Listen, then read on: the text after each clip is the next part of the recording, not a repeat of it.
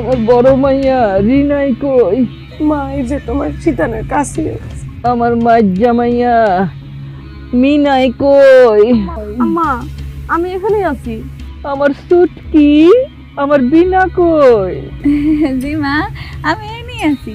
আমার পিনটা কই? এই যে তোমার পায়ের ধারে বসে আছি।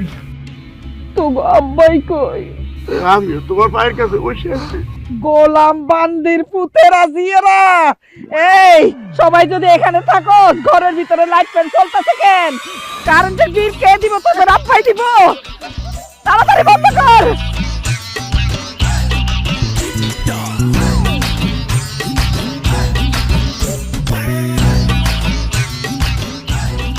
আম্মা সব লাইট ফ্যান বন্ধ করেছে আম্মা।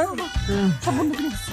আম্মা তোমার শরীরটা তো অনেক খারাপ, চলো তোমার ডাক্তারের কাছে লইয়া যাই। ডাক্তারকে আমার মত দেখবো? ওষুধপত্র কি এমনি এমনি দিব? 1000 টাকা দিব না, কোনো দরকার নাই, এমনি ভালো হয়ে যাবো। তোমার যদি ডাক্তারের কাছে লইয়া না যাই তাহলে তো তুমি মরে যাইবা। মানুষ কি না মইরা থাকে? মানুষের তো মরণ আছে, অসুখ হইব মানুষ মরে যাবে। তোর একদিন অসুখ হইবে, তুইও মরে যাবি। ডাক্তারের কাছে যাওয়ার কোনো দরকার নেই। হ্যাঁ ঠিকই তো, টাকা খরচ করে আম্মার ডাক্তার দেখানোর দরকার নেই। আম্মা এমনি মরে যাক, আমাকে কান্দন ছাড়া কোনো উপায় নাই।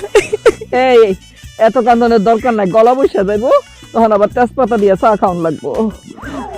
আচ্ছা শুন, আমার আরেকটা কথা মাথায় আসছে, সবাই মন দিয়ে শোন। আমি যদি মরিয়া যাই, আত্মীয় স্বজন, বন্ধু বান্ধব, পাড়া প্রতিবেশী কাউরে খবর দিবি না, তাড়াতাড়ি মাটি দিয়ে দিবি। কেন? আমার মরণের খবর পাইয়া তো ব্যাকে আইবো, তারপরে 2-4 ফোঁটা চোখের পানি ফেলবো আর গামলা ভর্তি করে ভাত খাইবো। এত টাকা খরচ করলে দরকার আছে? সংসারটা তো পানিতে বাইসে দেব। হায় আল্লাহ গো, আম্মা তুমি এত কিপটা কেন? খালি কি তোর ভাই কিপটা? আমাকে পুরা ফ্যামিলি তো কিপটা। আল্লাহ মিলাই দিছে, থাক তুমি জোরে ধরে নিশ্চয়।